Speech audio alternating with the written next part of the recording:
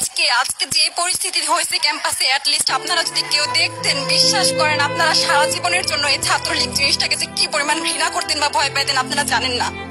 এরা আমাদের সামনে রড দিয়ে পিটায়া, ছেলেগুলারে রড দিয়ে পিটায়া একদম মাথা মরা করে ফেলছে। তারা এসে আমাদের পেছনে লুকাইছে, আমাদের বোরকার পেছনে, আমাদের ওড়নার পেছনে লুকায় বলে, আপু আমাদের একটু লুকায় রাখেন, আমাদের ওরা মাইরা ফেলবে, আমাদের বাঁচান আপু বাঁচান। আমরা তাদের ওড়না দিয়ে বোরকা দিয়ে লুকায় রাখছি, সেইখান থেকে আমাদের ধাক্কা দিয়ে ফেলে দিয়ে তাদের বের করে আবার মাথায় রড দিয়ে মারছে।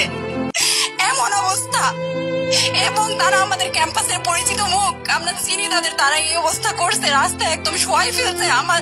আমাদের হলের মেয়েদের বুকে বড় বড় যে আসতো ইট গুলো বুকে ফেঁকে দিচ্ছে, মানে একদম পুরো বুকে লাগছে, এরকম জামা কাপড় ছিঁড়ে ফেলছে, এত বাজে অবস্থা।